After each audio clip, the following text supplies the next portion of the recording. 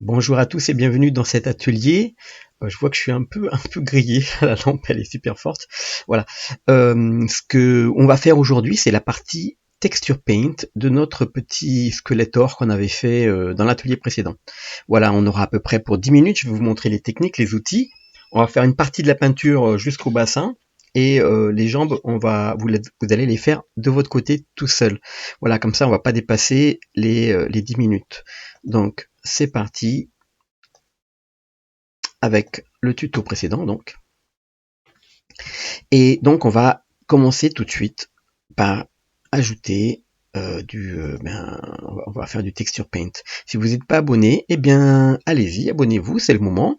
Et cliquez sur la petite cloche pour être prévenu aussi également. Voilà, vous avez peut-être vu que j'ai boosté le volume de mon micro. Alors ce qui est un peu problématique, c'est que moi je le vois des fois saturé. J'espère que le son ne sera pas mauvais. En tout cas, il risque pas d'être trop bas. Alors, on est ici en mode solide ici. Et ce que je vais faire, c'est que je vais me mettre en mode. Déjà, je vais ajouter une matière, un matériel. Donc, je vais ici dans la petite bulle. Je clique sur New et j'appelle ce nouveau matériel Bones, comme les os.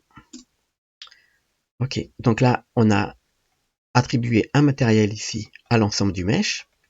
Si on va dans Texture Paint maintenant, ici, et qu'on ajoute une texture à notre matériel, avec l'objet sélectionné, on a donc, pardon, base color ici, vous pouvez ensuite ajouter d'autres types de couleurs. Si on prend base color, eh bien on a déjà le nom base, bone, le nom du matériel, base color.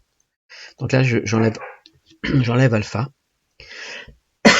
excusez-moi, et je fais OK. Donc là, si vous voulez, hop, j'appuie sur bonne base la texture, ici, elle apparaît ici dans notre dépliage UV, et il n'y a pas de dépliage UV. Donc maintenant, je vais dans UV Editing, je vais sélectionner donc l'ensemble avec la touche A. Je vais activer pour vous quand même les raccourcis clavier, comme ça c'est plus sympa. Donc j'appuie sur la touche A et je vais faire U, un dépliage. Alors on peut prendre Smart UV Project, je vais vous montrer. Tac, lui il va se baser sur l'angle. Donc il va se baser sur l'angle ici rentré et les marges de chaque îlot. On va faire OK.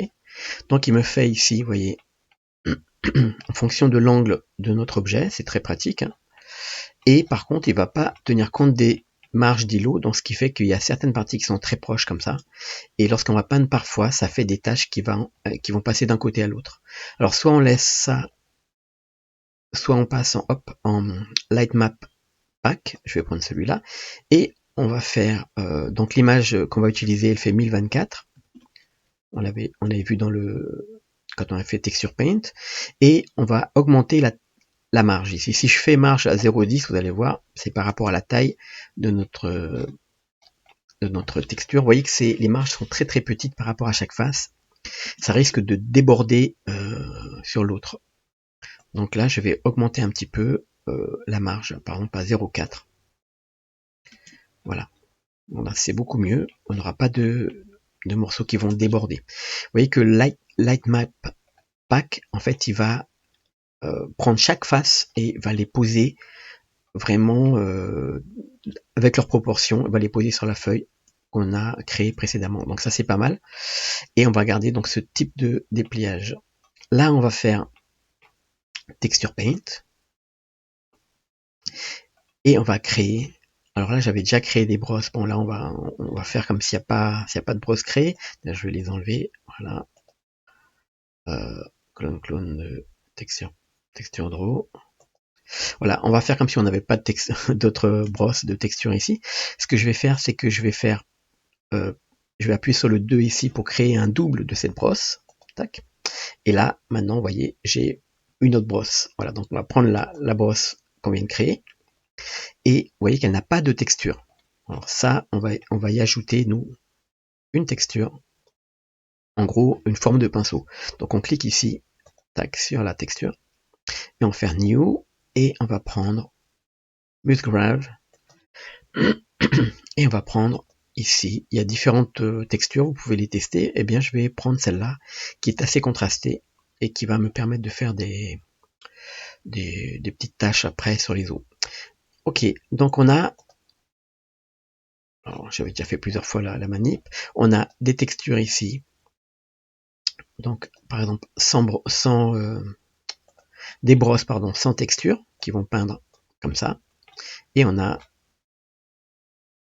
des brosses comme celle-là, avec une texture.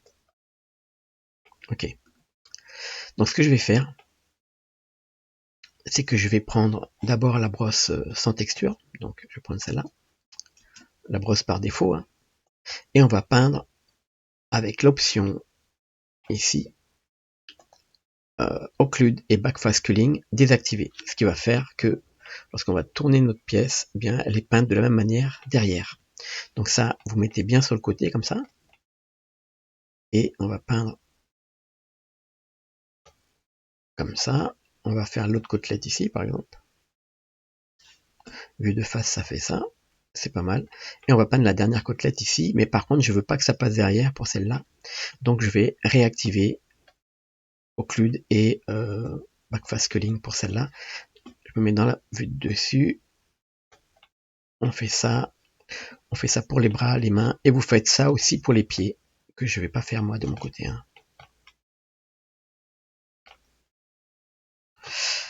Ok, on va faire ça pour les doigts aussi. Alors le S va piocher une couleur ici, et le X va inverser les couleurs. Si je fais X, alors S on va piocher, et X on va inverser. Donc si je prends une couleur par exemple le noir pur, et je fais X, on va passer du noir à la couleur qu'on avait choisie ici sur la peau, sur l'os. Ok, donc là je fais X, et je vais faire les phalanges. Donc je sais qu'il y a beaucoup de phalanges dans un... C'était pas bien noir au départ. Ok, donc il y a beaucoup de phalanges dans un os, donc on va faire comme ça. Dans les os de la main, il y a beaucoup de petits os. Voilà. Et on va faire 3 découpes comme ça, pour faire 3 doigts comme ça. Voilà. On va faire attention aussi, alors on va faire dans ce sens-là. Là, j'avais déjà réactivé. Non, j'avais pas activé. Donc là, on va peindre comme ça. Ok. On va faire... on va désactiver ici. Et on va pouvoir peindre comme ça, sinon ça peint derrière aussi. Donc je fais S. Ah, pardon. X pour inverser, je me suis trompé. X pour inverser, pardon. Et S pour piocher. Donc je pioche ici et X pour inverser. Voilà.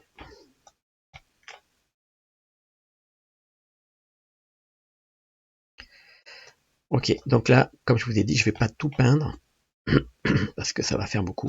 Donc vous faites les croisés comme ça, vous faites les mêmes croisés pour les doigts de pied.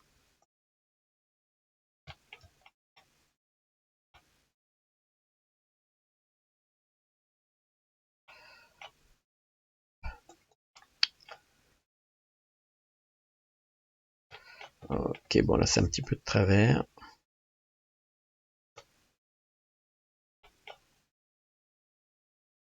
Ok, là j'étais pas bien droit sur ma vue.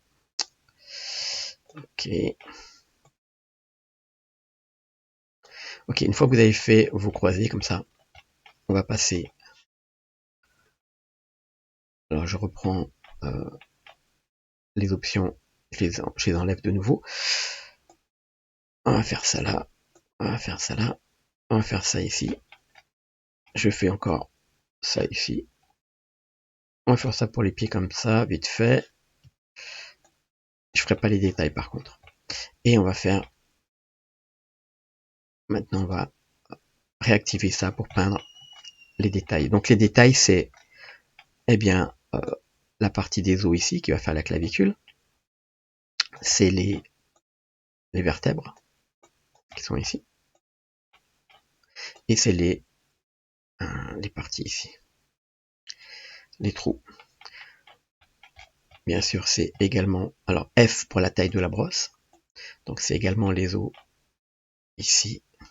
CTRL 1 pour inverser. C'est également les os du cou, Voilà, comme ça. Et c'est également les omoplates. Et bien sûr, on refait les vertèbres. Oups. Voilà. Alors, ici, on va faire les yeux déjà. Alors, X.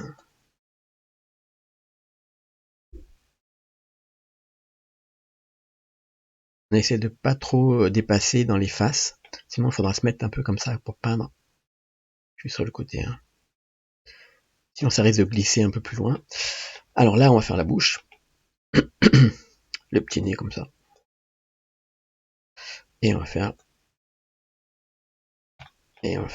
la bouche comme ça. Comme j'ai pas la tablette, je suis à la souris. Donc là, on va faire X pour inverser pour faire la bouche plus fine. Hein. Alors je lui fais un petit sourire un petit peu rigolo. C'est quand même une tête de mort à la base, donc on va essayer de la rendre un petit peu sympathique. Voilà, comme ça. Et on va faire le petit point blanc ici. Donc là, je vais carrément prendre du blanc pur. Cette fois-ci, ici, je booste et on va faire le petit point blanc pur. Pour faire des effets d'os cassé, donc on va prendre ici, puisqu'on n'a pas notre tablette graphique, on va prendre le doigt mouillé et on va faire comme ça. On tire à partir du blanc vers le noir. Pardon, à partir du noir vers le blanc, je me suis trompé. Parce que bien sûr, c'est les parties noires qui sont les parties d'os. Blanches qui sont les parties d'os. Et je dis n'importe quoi. Donc vous avez compris ce que j'ai voulu dire.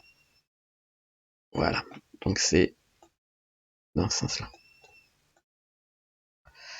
Alors ça, c'est pratique, le petit doigt mouillé, parce que ça vous permet de faire des petites fractures comme ça, bien propres. Après, ici, je fais X, pour les parties F, pour les parties ici, hop, X pour inverser. Pour les parties des os, je repeins parce que j'avais pas du noir pur. Hein. Alors là, c'est intéressant de faire, alors je fais X pour inverser et je fais S pour piocher la couleur. Hein. Donc là, ce qui est intéressant, c'est de faire en vue de face, on fait l'os qui arrive ici. Donc, par exemple, on fait les deux ronds, un rond, un rond. Voilà. Et ici, on fait pareil, mais dans la vue de dessus. Comme ça va faire à chaque fois des embranchements. Voilà, comme ça. Et là, on laisse arrondi, comme ça. Et là, on fait pareil. Donc là, hop, un rond, la partie de l'os. Voilà, comme ça, c'est sympa.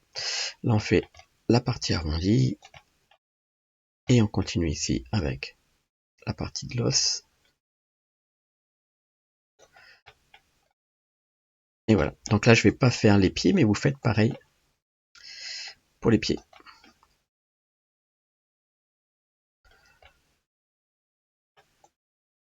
Voilà. Ok. Donc ça donne un petit effet comme ça, os branché. Il n'y a plus qu'à nous servir de la texture ici. Donc elle s'affiche ici, hein, la texture. Et là, on va prendre le mode de texture, non pas mixte, mais multiplay pour peindre sur les parties blanches. Alors, on va baisser la puissance, on va beaucoup baisser la puissance. Et on regarde, comme ça. Et là, un petit peu plus quand même. Voilà. Et là, vous voyez, on ajoute dans les os de bien du désordre, on va dire. On va salir les os. Alors c'est bien on peut changer la taille comme ça de la brosse et on peut mettre encore une fois ici l'option pour passer à travers, comme ça. Voilà, j'en ai peut-être un petit peu trop mis. Voilà. Et si on change ici, alors si on prend la couleur blanche, eh bien on a, si vous voulez, la texture se voit plus. Voilà, on fait comme ça, un petit peu partout. On peut changer la taille, hein, pour faire tout petit, tout fin. Et comme ça, on a des taches qui apparaissent. C'est pas tout pareil. Comme ça, c'est pas mal. Et bien sûr, on peut changer un petit peu la forme de nos tâches, mais au moins, ça fait un squelette qui est pas totalement, qui est pas tout pareil.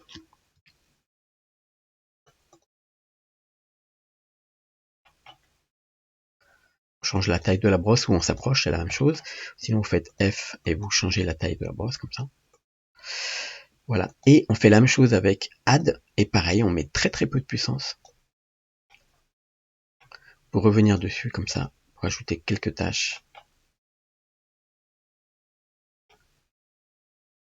Mais dans l'autre sens.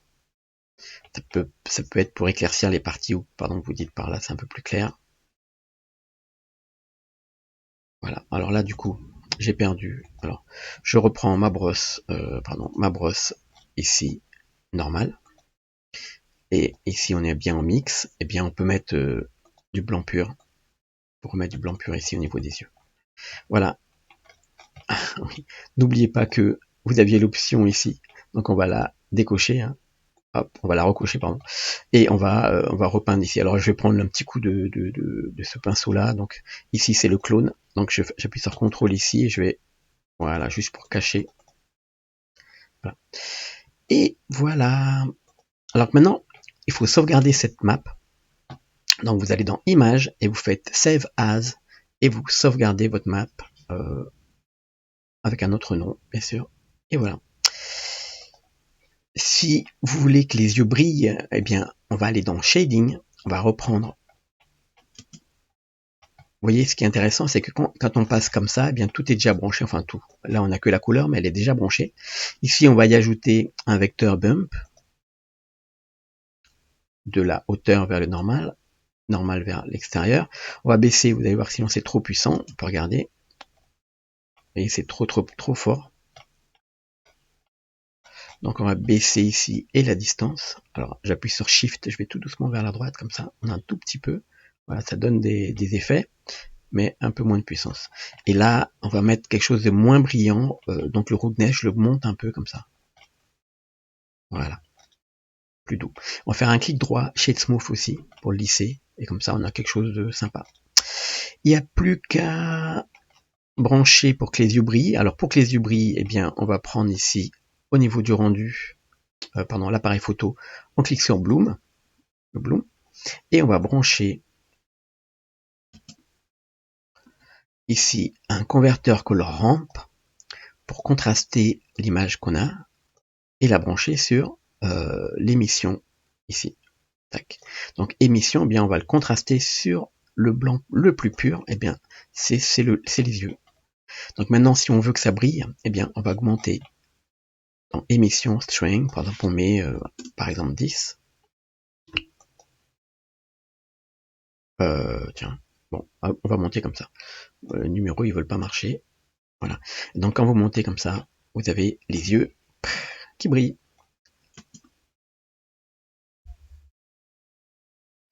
Et voilà.